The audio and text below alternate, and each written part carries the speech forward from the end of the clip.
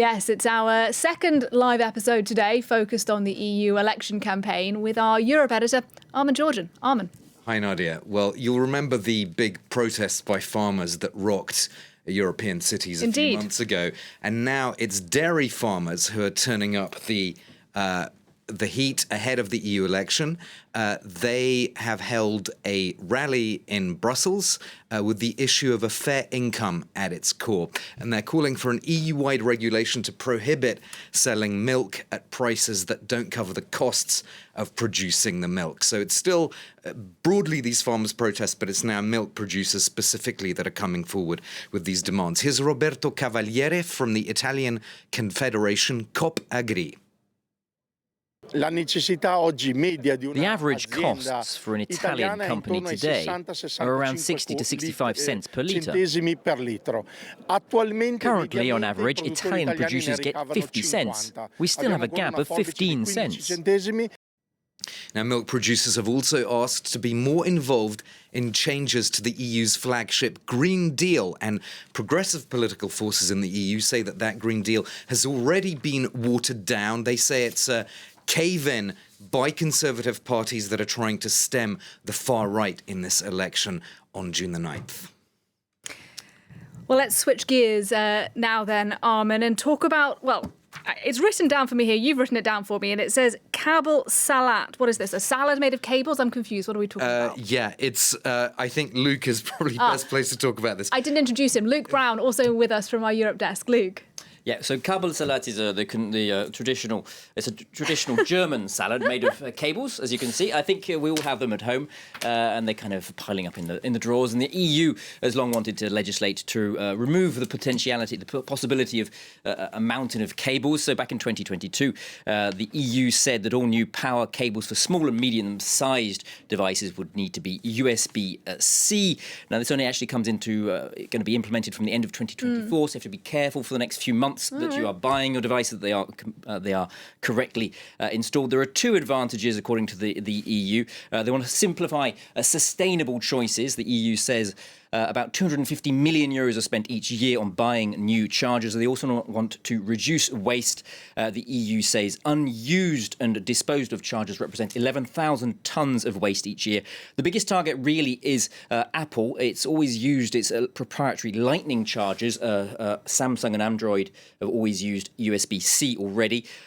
Basically, Apple has said it will comply. It has complained about it, saying it will hamper their innovation, but it would comply. The iPhone 15, indeed, since last year already uses USB-C, but they also say it's not as good quality as their previous cables. But Luke, if Apple says it's going to comply, that means that all of this has impact on anyone buying their products around the world. So it doesn't only impact people in the EU, correct? Well, they do have alternatives for around the world, but the EU is known as, in some domains, as a rule maker, given the size and the wealth of the European market. So despite it not being applicable outside the bloc, it could have an impact beyond that. India, for example, a massive market, has already said it will follow the EU example, where the impact is going to be a great deal larger than in the EU. I talked about those 11,000 tonnes of e-waste per year in the EU. It's closer to 5 million tonnes per year in India back in 2021. So clearly a greater impact there. The next stage will be in 2026 when laptops will also have to comply. Perhaps that's going to be a bigger obstacle for a lot of users. Indeed. All right, well, thanks, Luke. Luke, with our Everyday Europe show, he'll be back again at the same time tomorrow. Now, if you live in one EU country but you want to vote in a different EU state, that is possible, but it's not always an easy thing to organise. Sophie Samai, Luke Brown and Olivia Salazar-Winspear have this explainer.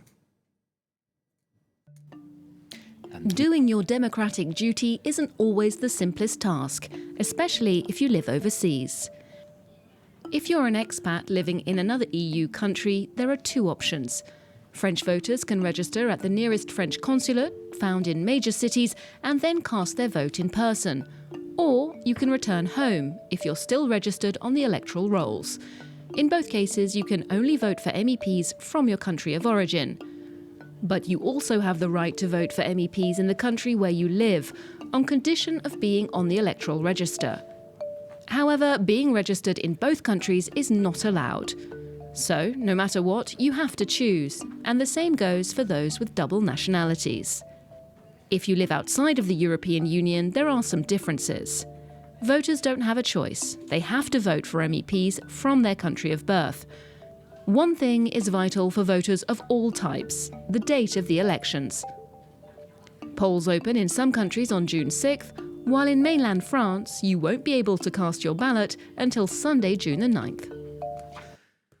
Well, let's take you now to Romania, where the far-right Alliance for the Union of Romanians has set its sights on entering the European Parliament for the first time in these elections. This report by Maria Gert Niculescu. These Romanian police officers are surveilling the border with Bulgaria to prevent irregular migrants from passing. The thermal vision technique, through the thermal transfer of heat, brings out some shapes that distinguish themselves from the static environment.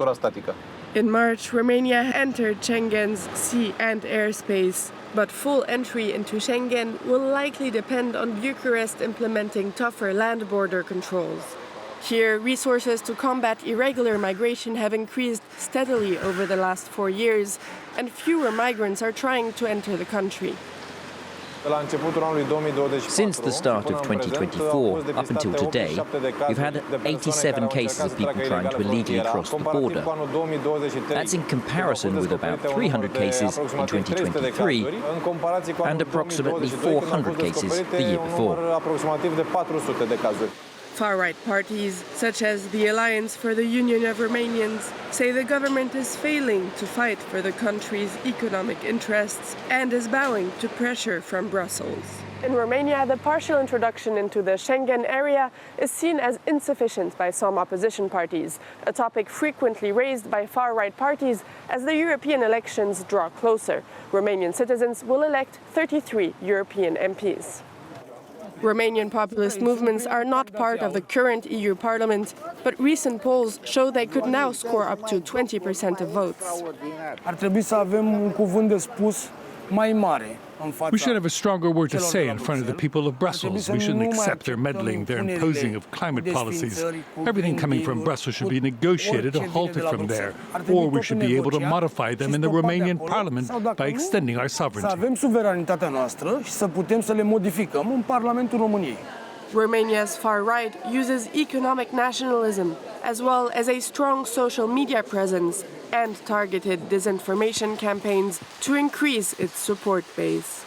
It was like a bubble of oxygen for the radical populists / far-right actors to capitalize on the lack of knowledge or cognitive biases that part of society already had against liberal type of values, against the way European Union was depicted as being elite.